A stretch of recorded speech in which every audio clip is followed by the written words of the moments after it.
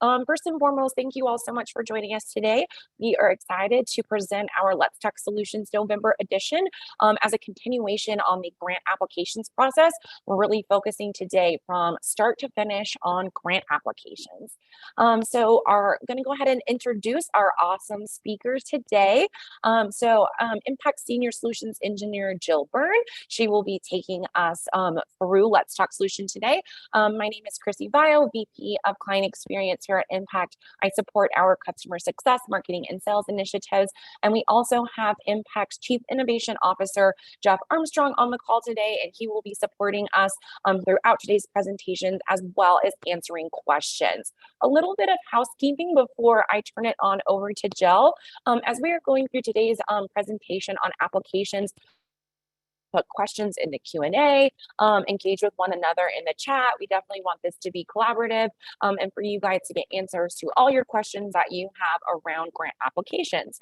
And with that being said, as I just introduced our team, we would love to have you all introduce yourselves in the chat and say where you are joining us from so we can welcome all of our awesome Foundation Cloud grants and Foundation Cloud Community Portal users. So what does today's agenda look like? What we are going to be tackling on the grant application front is some best practices around application form planning. What can your organization be doing today to set yourselves up for success as you are building out your applications? We're going to be reviewing forms and page types, what are continuation around that best practices space. We'll also be going through a form building exercise using our HTML editor, as well as having some conversation around application readiness. Again, kind of bringing it full circle back to those best practices around application planning so that you are deploying the best applications and really creating an awesome user experience for your constituents who are applying for grants from your organization. Throughout it, we will be answering Q&A, like I said, in the chat, as well as, if it makes sense, I will pause Jill and we will answer some questions live. And so we'll wrap up with Q&A and then share a little more about an exciting white paper release we have coming in the next couple of days. So with that being said, I'm going to turn it on over to Jill. Jill, feel free to take it away. Sure. Before I jump into it, just kind of quickly touch on how our applications can help you power your philanthropy. You'll find our forms very flexible. You can enforce specific fund requirements such as budgets or other financial documentation or use them to meet various deadlines. They're very efficient. You're going to see some of that today. We try to make reviewing efforts, including sharing and downloading all attachments quick and easy. You can set your applications to be auto-approved or review them one at a time, depending on your processing requirements. Your applicants can save their applications and return to submit them when they're ready and have all the required information included. They're simple. Our application form creator, hopefully you see today how simple it is to use. No web programming skills are needed. I often say low code, no code. So essentially anyone in your organization can build a form and make it available on the portal. You also can create a library of standard form fields, which can be reused within the application forms over and over. So hopefully our forms accommodate all your various requirements. So with that, let's kind of dive into looking at the competitive grant life cycle. This graphic represents the typical competitive grant life cycle. Today's presentation supports the first stage of this life cycle, prepare and release. So before we dive into the system, let's review the process for building application forms. It begins with a lot of planning, lots of questions to ask. We recommend using Microsoft Word as the tool for planning, capture the facts about the application form, use it to mock up the application pages and the various questions the applicant will be answering. Word is very shareable, so you can pass that around your organization to get input from various team members. From planning, you'll move to the build phase. this is where the creative folks will hopefully have some fun. Notice there you can reuse application forms, no need to reinvent the wheel. I'm a big fan of working smart, not hard. So if you already have a form that is similar to what you are preparing to build, copy it. The data fields are the questions you're asking the applicant. You can create a library of predefined fields, which is a true time saver. For example, bioinformation, you probably ask for applicant's name, address, email, that standard stuff. Those are great candidates for the form field library. Predefined fields can be quickly brought straight into the form.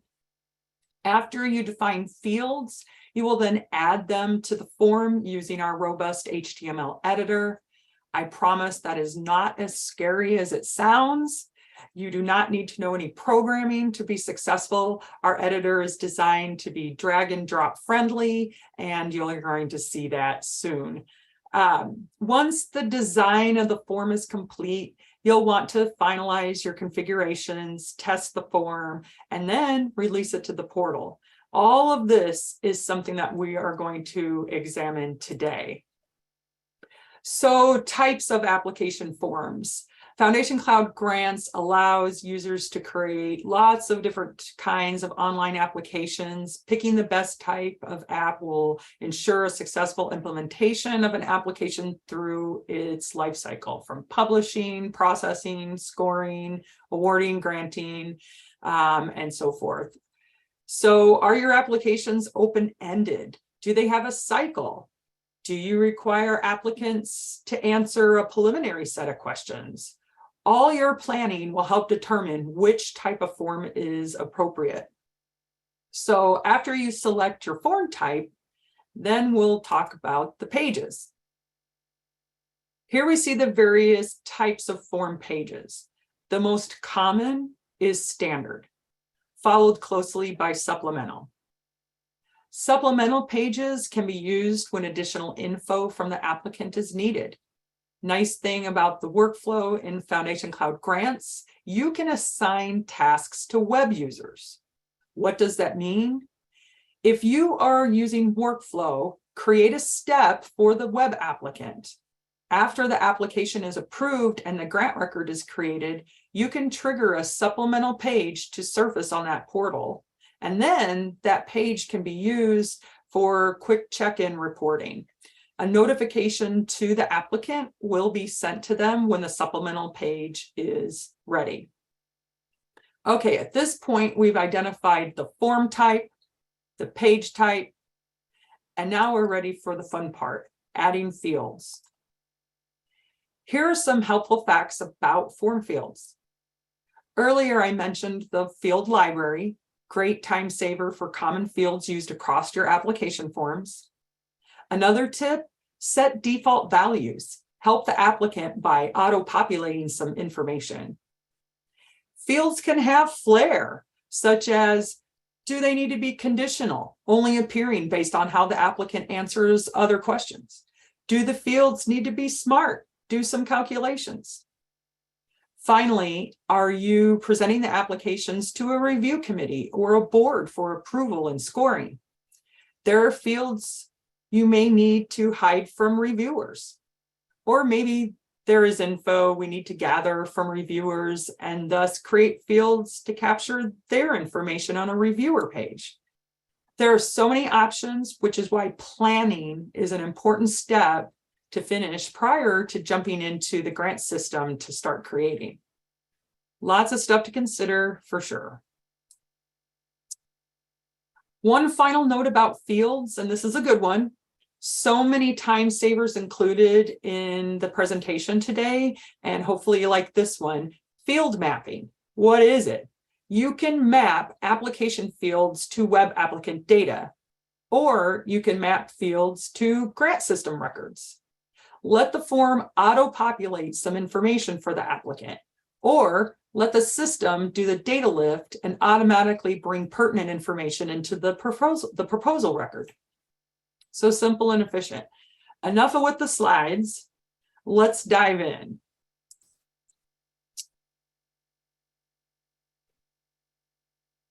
Alrighty, so let's start. Let me get my, whoops.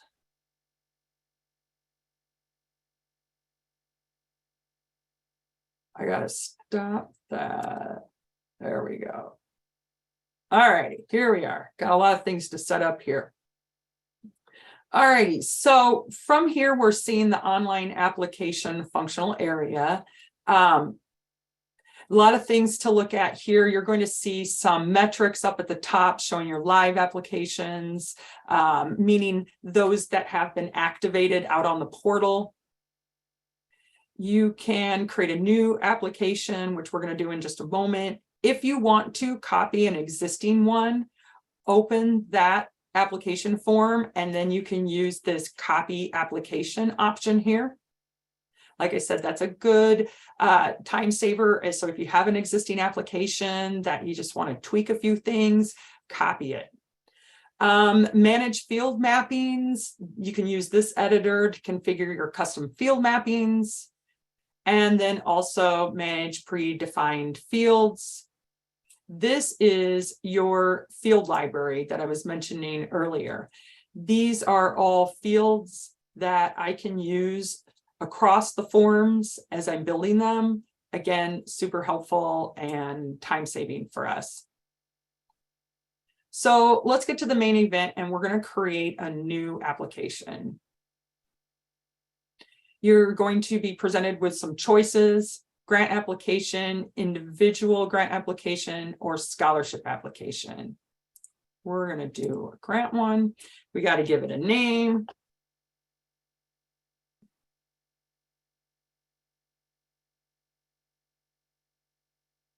Okay, let's review a few things that we see within this application form together. Real quick tour before we start the fun stuff, designing the pages. So begin with reviewing a few key buttons that are running across the top here. Of course, edit, that gives us the ability to edit the name if we want to. We talked about that. Copy.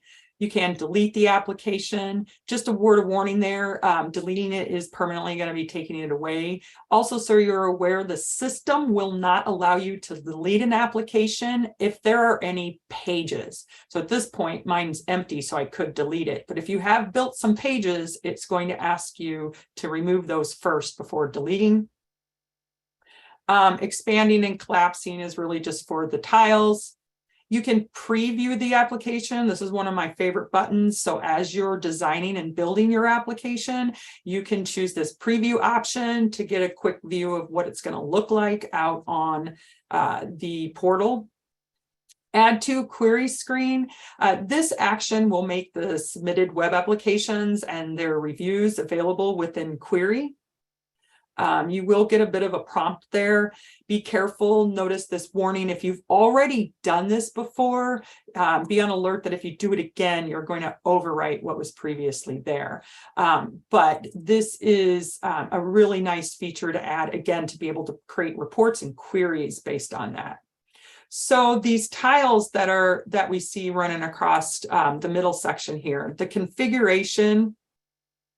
Of course, configurations are important. Some things that you can set here, such as automatically processing the application. So rather than it turning into a queue or something that your organization is going to need to approve and move forward, you can have it so that the system automatically creates the proposal record. That you can set a default fund. Choose that cycle type. I mentioned this earlier. If you are working on cycles, you're able to define those stages. If it's just open-ended, you can turn it off and on with this button here, whether it's currently accepting applications or not. Next, let's take a look at the web setting. Here we see the portal settings for what it'll appear on the portal. Does it need a password? When ready, activate the listed online option when you want the application form to be available. So this listed online, that's a great one to leave turned off or deselected while you're designing. Allow multiple applications. Do you want applicants to be able to apply multiple times using the same form? Should it be featured on the portal? Featured is, of course, going to mean that the application is promoted. It'll show up on their dashboard under the featured applications tile. And then finally, the submit email copy. Does someone need notified via email when the application form is submitted? You can add email addresses here. We're going to come back to pages in a few moments. For scoring, we're not going to get into scoring too much today, but look for future Let's Talk Solution events where we're going to cover creating review committees and how to manage scoring. So we got that coming up in a future session. This messages, descriptions, and instructions. This is where you can add text to certain areas within the portal, basically messages for the applicant. So let's see, let's give some application instructions here. This is going to open up another version of that HTML editor. We're going to talk more we're going to examine this a little closer here in a few moments when we jump into the pages. But just to let you know, these same options are available there too. And so you certainly can add a little bit of, maybe some prompts here, like, please fill out all required fields. Submit after completed. Let's see, and maybe I want that to show up as italicized.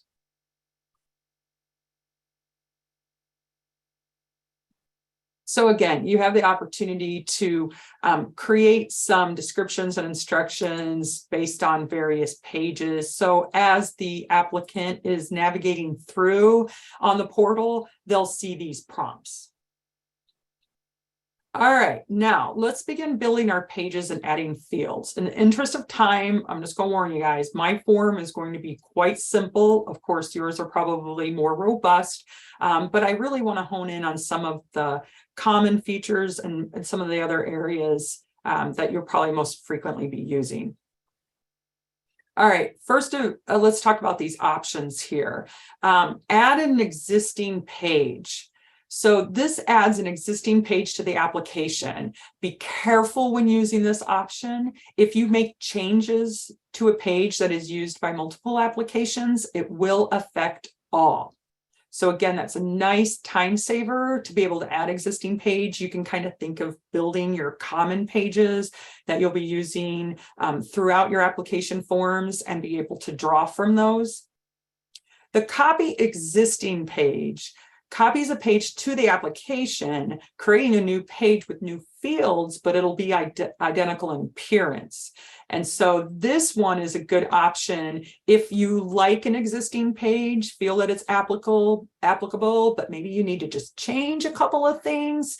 You can feel comfortable doing that if you copy. So again, the adding existing, you're going to want to preserve it as is, since it's usually used across several forms. The copy existing, use an existing one, but then you can feel comfortable with changing it. So that's the big difference between those. So let's practice using a couple of those. Let's add an existing page. Let's see, how about the organization details? I know that that one is probably pretty common. We're going to want to gather information. Now, this is, again, bringing in an existing page. So I'm not necessarily going to want to edit this one, but hey, why don't we take a quick look at it and see what fields came in? So again, this is copying one. These are already there. I'm going to get the organization's name, their phone number, and those types of things. Looks great. Go ahead and use that guy. Let's copy now an existing page. It's going to ask me what page. So let's see, probably going to want budget information. Let's pull that budget page in. And then it's going to ask me, hey, you're copying this from an existing form. Which application would you like to pull it from? Now, in my case, that page is only being used in one specific application. We're going to have to rename it give it a unique name. I can come back and change that. And then it's going to ask me what page type. We'll go ahead and pull that in as standard. So now we have a second page that's brought in. Again, since I'm copying it, I might want to take a quick look at it and see what fields brought in. Maybe there's some of these that are not applicable. Again, since I copied it, I can feel comfortable with editing this one. For example, like this travel. Maybe that's not applicable for this situation. I can edit that, which is going to bring up our field editor. We're going to look at this a little closer here in a little bit. But in this case, since I don't want that to be here, I can go ahead and just deactivate it. Hit save. It's going to warn me, hey, you're going to need to remove this because it's currently sitting on your form. So it's just kind of reminding me now that I've added it, I want to go ahead and remove it from my form. So we'll go back into the form here, open that up. All right, so now notice the layout. And again, we're going to dive in a little closer to this editor in a few moments. But since that prompt is trying to tell me, hey, now your page isn't going to be valid because you copied this one, so that travel expenses is showing up there. You're going to want to take that one out since it's not active and delete that out of there. So it's just kind of warning me to remove that from my form. Whoops.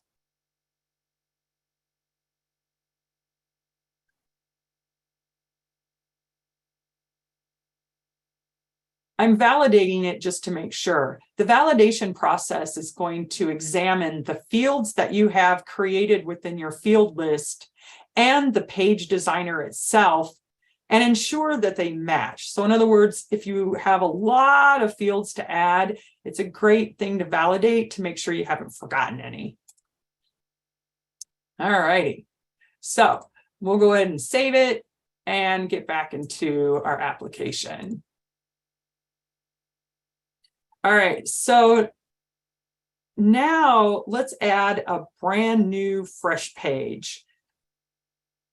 Let's see, brand new. We're going to call this one, let's see, let's gather some information about their project. Now, the system name and the web name, what it's saying there is if you want to call it something different on the back end, versus what you present to the web applicant out on the portal, you can certainly do that. What kind of page? We're going to keep in the standard for this moment.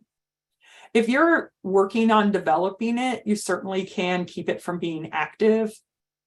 And then, of course, if this is one that you do not want to present to your reviewers, so if it's capturing sensitive information, you can certainly hide it from your reviewers. And then sort order. Now, in the background, it's kind of hard to see, but back here, notice that the system is kind of parsing out and leaving me a little elbow room between these pages, just in case I need to insert another one. So let's see, just keeping with that methodology, I'm going to add this one as 30. So my order, again, kind of spaced out. And that just gives me opportunity as I'm designing to come back and insert some pages in between if that's necessary. Okay, so let's go into our brand new page because we have not yet defined any fields for that page. So there's nothing to add there in the HTML editor. So let's get some fields going. When we add a field, it's going to ask us, hey, are you going to add a brand new one? Or do you want to access that form library? Of course, or field library. Of course, I'm a big fan of that, reusing over and over again. So let's go ahead and bring in maybe some budget stuff, financial information. Maybe we want to capture some budget information. Let's see. We got that. Let's see. Let's get their payroll budget. So the nice thing about, again, building your form library, or excuse me, field, I keep saying form, field library gives you the opportunity, as you can see, to add these fields, especially common fields that you're using over and over again, very quickly to your form. So we've got a couple of predefined ones. Let's go ahead and add a brand new one from scratch. First, you're going to be asked, what type of field is this? Is it going to be a text field? Should it support numbers, currencies, percentages, dates? Maybe it's a long field that you want to give them plenty of room. And in my case, I'm going to go ahead and choose that long field because I'm going to have this be their project description. So I want to give them plenty of room to be enter all of that. So let's run through these tabs while we have this open. We'll review some of these field configuration options. First, though, let's give it a name. I'm going to call this project description. Now, of course, that's what we're calling it internally. The prompt, if you want to, you can certainly add something that would appear to that portal user. So if somebody who has this form open, let's see, tell us about your project. We want it to be multi-line text. You have a handful of different options there. For those of you that are building the types of application forms that people need to be able to attach, maybe they have a budget document, notice that you have that ability to do that right here. Let's see, do I want to put any restrictions on it? Like maybe the maximum number of characters, minimum number of characters, seeing how we want to hear about their project. Maybe I want to go ahead and put some minimum characters on there. And then we've got some other information, the field sort order, any sort of default values. I mentioned this one earlier. That isn't so much applicable here, but just thinking of ways that you can assist your applicants and putting in some preset values into the data fields. You can certainly do that. This help message, that will appear if they hover or if they click into the field and maybe they need a little prompt like, how do I use this or what are they looking for? That'll show up to that portal user. Some other options include activating this or making it required. I'm going to go ahead and say it's active. Do I want this information to show up in the summary? Some other things that you see here, such as, do I want to make it a review only? Do I need to hide it from my reviewers? Show that character count. That's a nice one. So as they're typing, they'll see that reduce. Conditions, this is the conditional fields I alluded to earlier. I like conditional fields. It's kind of a if this happens, then that kind of thing. And so this field would only appear when certain conditions are met. So let's say in an earlier field, in an earlier question, we're asking them something like, do you have a budget? And if they click yes, then the budget fields open up. Things like that. So conditions are things that you can set based on previous information that you're gathering and then what that condition is. Validation, it doesn't really apply to this particular field. It only applies to numbers and dates. Anything specified here will be used to validate the field on the application, such as if you specify less than 5, then the applicant will not be able to submit their application until the value in that field is less than 5, those types of things. Calculations, again, not really applicable to the field I chose, as this one only applies to numbers. I mentioned earlier that you can make smart fields be a little smart and do some calculations. So thinking of that budget page, you could certainly have, as they're filling out their budget, have it aggregating or doing some percentages. So those calculations can certainly be effective in those situations. Scoring, so if you want to apply any scoring, so just thinking of those of you that have committees or maybe boards that are going to be looking at the applications and scoring them, you can apply your scoring methodology to that question. Processing, we're just going to review some of the key options here, such as that web mapped fields. This is another one of those work smart, not hard options. The application fields will be pre-populated from values from the database, like maybe their contact information. It's also possible to create mappings to other applications, like maybe your applicants have filled out previously. And so that's really a nice time saver for your applicant, as it's just going to bring in some of that information for them automatically. And then the other option, Foundation Cloud Grants Mapped Field, that allows you to map application fields to proposal, record fields, so database fields. So in other words, you can pre-populate the application with data that's related to the applicant from the portal, or you can pre-populate some information from the grants database. So again, that's super helpful, and will auto-populate some of the values in that application form as they're filling it out. And then the last one there, that matching criteria field, that's only used when you're doing fund matching for scholarship applications. So for today, that's not applicable for us. All right, so we've got some fields there. Let's go back into our application, and now we get to play with the designer. All right, so how do we get to that HTML editor, that designer? All right, so this project detail, that's the page that I just added from scratch. Let's go in there, and now we want to choose the layout option, which again is going to bring up this editor. So let's review some of the key features. I know that can look kind of intimidating, but I'm going to give you some helpful tips and tricks for this. So hopefully after our time together, you feel a little more comfortable.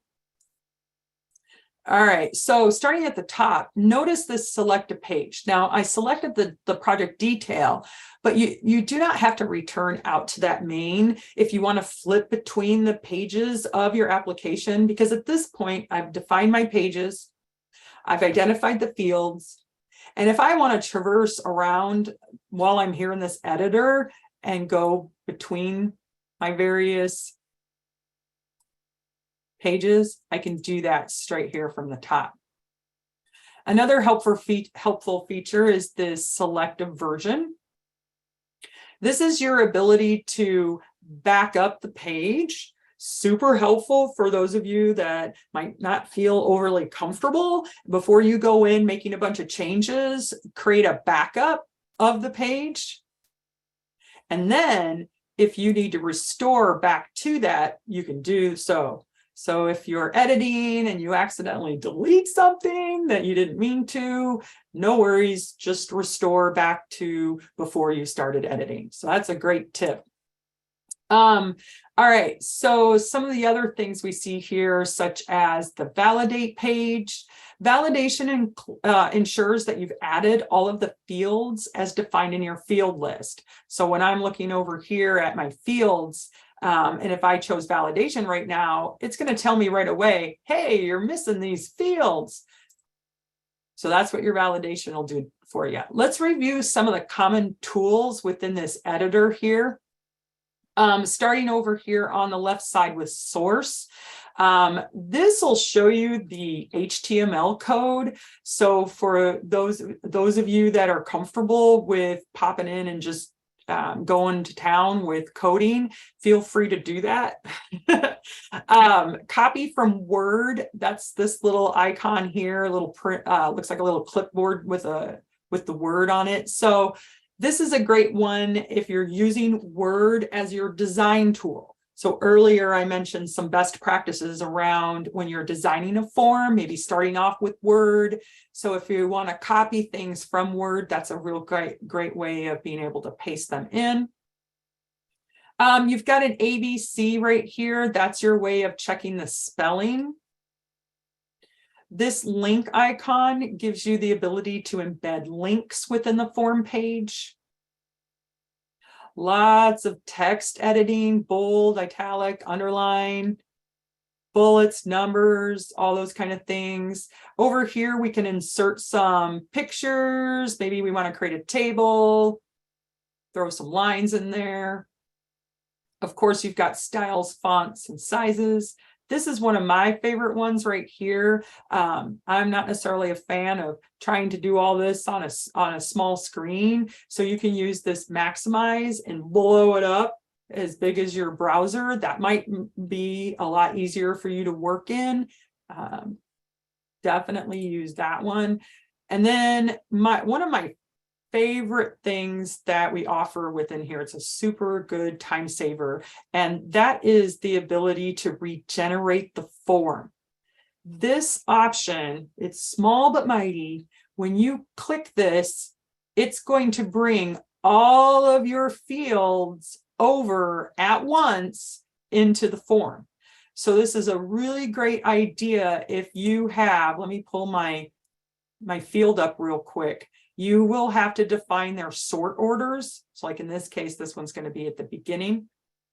If you have established the sort order that you want these to be in, then you can just come here and choose this regenerate form, and boom, they all move over. Super easy. I'll show you that in a few moments, but I also want to say if you do not want to use that, in a few moments, I'm going to show you how easy it is to get these fields onto this form. We're just going to drag and drop. But last, I'd like to leave you with this help icon. So after my session, of course, Chrissy sends out an email with a link to the recording. We're also going to have a lot of helpful documentation for you guys as part of follow-up. But just so you're aware, if you forget everything that we reviewed today, you can choose this help icon. And it takes you through our help article, kind of explaining everything that I just went over, also giving some tips on some of the commonly used features and functions within this editor. So definitely take a look at that help. So if I'm ready to start my form, these little icons here are what you're going to interact with and drag and drop. The one that kind of looks like a dialogue, that's your label. And then the one that kind of looks like a little line, that's going to be the field. That's the field that the applicant is going to enter information in. So just thinking of how we want to design this, let's see. I want to add a logo. Let's get a picture in there. You first have to upload.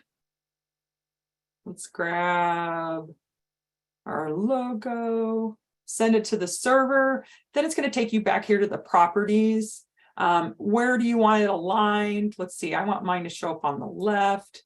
And then the height and width, that looks really large. So I'm going to go ahead and kind of shrink that down a little bit. Let's see. Let's go 400. Because I have this lock ratio aspect turned on, notice that it automatically configured the height and width together. That's a big tip and trick from Jill. Keep that on. It's a lot easier to resize your logo. After you bring it in, if you decide, whoa, that's really not the right size, another option is just grab the corner, move it around, resize it. All right, so let's get my cursor where I want it and grab some of these insert fields here. Let's see, let's start with the label itself, drag and drop that right on there. There's my budget, that's the label. Now we need to bring the field over, which they're going to type into. Now, of course, you can configure these even more. If you double click on it, it's going to bring up some properties. You can change maybe the width and the height. And it's just that easy. Bring over the next one. so forth and so on till you've got it all filled.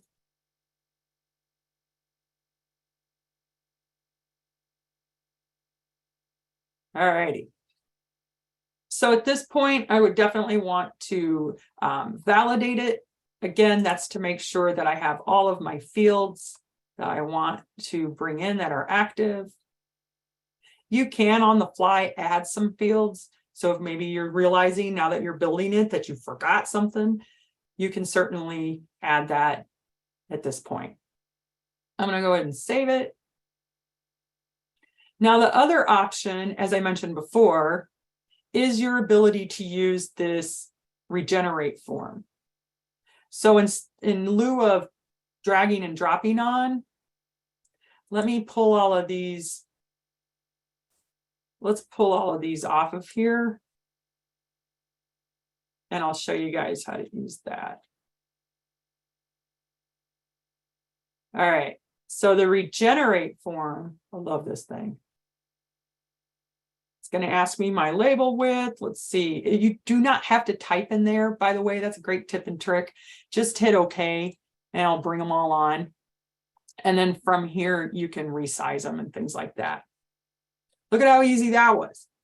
So definitely use this regenerate form if you've already configured how you want your fields, the order that they're in, and then you just use that button, bring them all in. All right, I'm going to restore back to the picture I took of that back when it was here.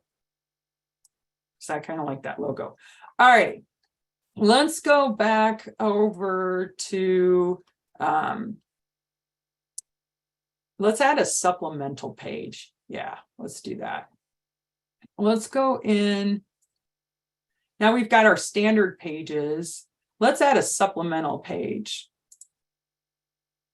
We're going to call this one follow-up report.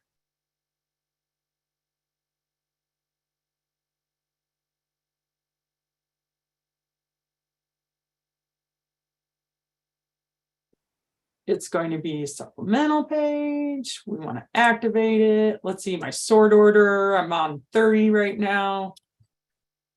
And then it's going to ask workflow type. Now, earlier I mentioned that the supplemental pages can be assigned in your workflow templates. You can assign it to the web user.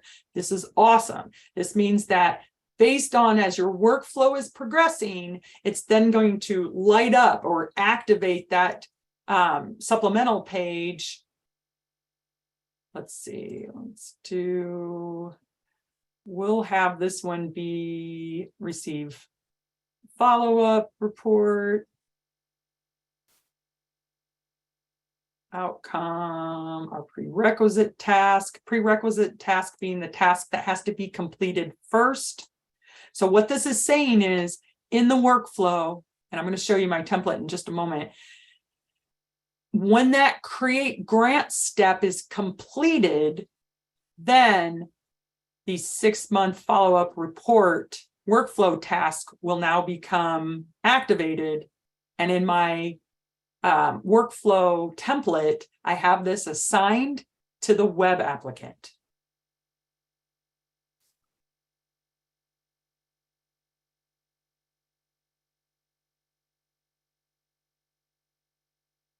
Okay, so let's preview our application. All right, so we're previewing it, kind of see what we've done so far. That org details, that's going to be, again, that was one of my fields that I copied existing, use existing. Here was the copy of the budget page. I took out that asking for, and then our follow-up report. Oh, well, it's trying to tell me, hey, you didn't add the dialog box to that. We would want to then add those report pages to, or the things that we want in their report. Now I'm looking at the time and we'll get going forward with some things. So looking at the where that, let's go into a proposal record real quick, because I want you guys to see that. Let's see, let's go into that one. The workflow task. All right, so here's that workflow on the proposal record. I mentioned that in my case, I've got that supplemental page going to trigger once this create grant is completed, then this 6-month follow-up report is going to show up on the portal for the web applicant. The portal will also send them an email letting them know that that report's sitting out there ready to go.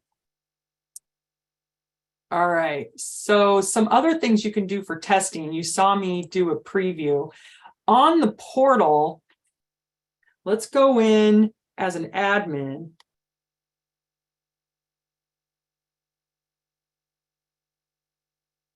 And this application management. Notice that you have the ability to test applications. It's going to list all your applications, whether they're currently available to. There's the ones that we just created. Do you want to be in test mode? Do you want to be in preview mode? Of course, test allows you to actually walk through the various tabs. Oh, well, I didn't activate it. That's why it's giving me that. But essentially, that's what you're looking for, is be able to test it on the portal. Let's go back into my app. Guess I should make it so you can see it. Once it's ready, you can list it online. You can also promote it. And then it'll be available to your applicants.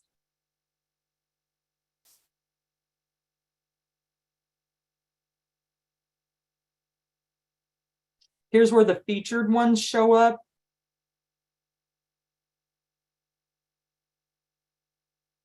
And this is our LTS application that we just created. Okay, so I see lots of questions going on.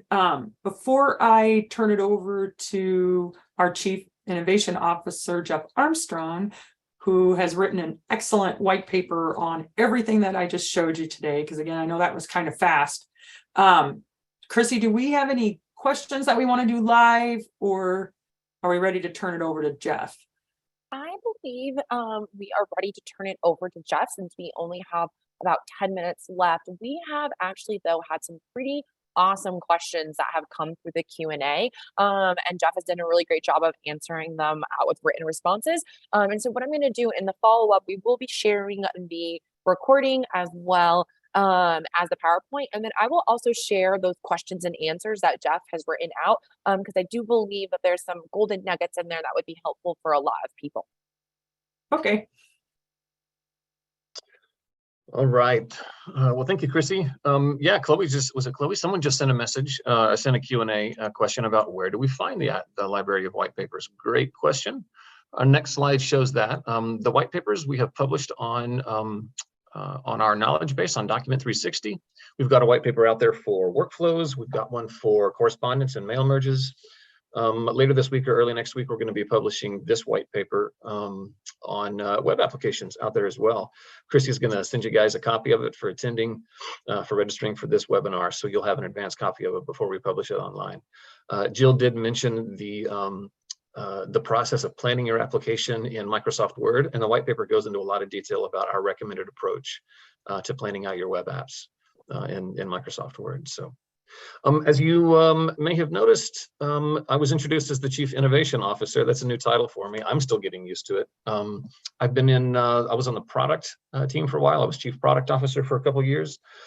As I worked on product and interacted some with the various teams within our SaaS delivery groups, you know, our implementation team, our sales team, et cetera, it just became apparent that all these teams would really benefit from some additional innovation, some process improvements, some documentation, consulting, report writing, et cetera. So I've been moved into a new role to work across the groups within our organization. It's more of an internal role, more of a business role, really, than a product role. So those of you who know Brandon Keir, Brandon has been promoted to director of products. And so he's taken on a lot of the work that I was doing in product management before.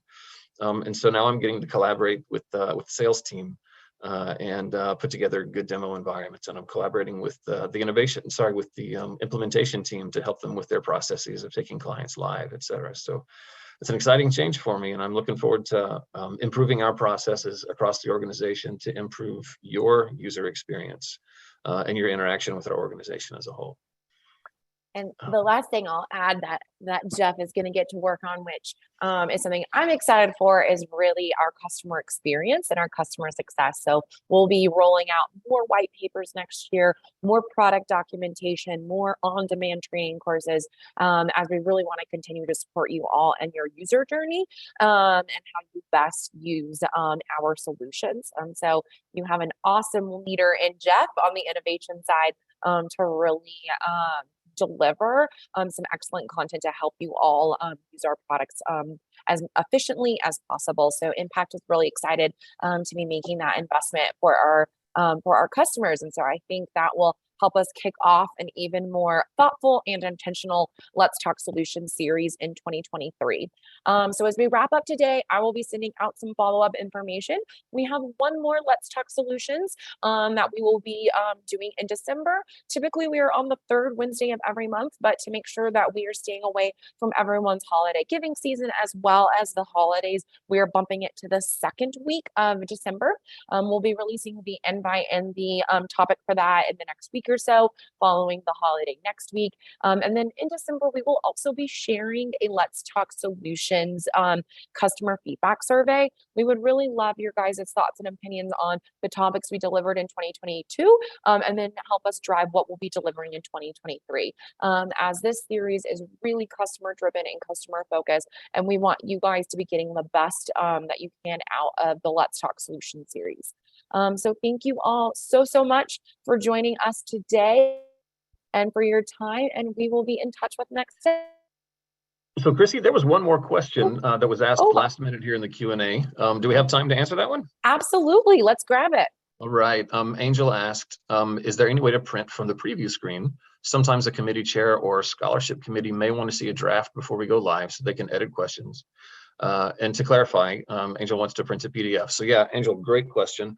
The good thing is, since Foundation Cloud Grants is web-based, then the printing is just handled by the browser. So once you're looking at it in that preview mode, you can hit Control-P. That'll send it to your printer. And most versions of Windows, I know Windows 10 and Windows 11 both include a print to PDF option. So you can print from that preview and you can print it to a PDF file from there. There's no built-in feature to handle that, but the browser, your browser should be able to handle that. Awesome. Is there any other last minute questions that people would like to add into the Q&A? We are happy to hang on for a couple more minutes before we hit the top of the hour and answer any additional questions. Awesome. Well, I don't see any coming through. So again, thank you all so much for your time today. Thank you for joining us. We will definitely be in touch with some follow-up information today. And we hope you all have a wonderful holiday week next week with your family.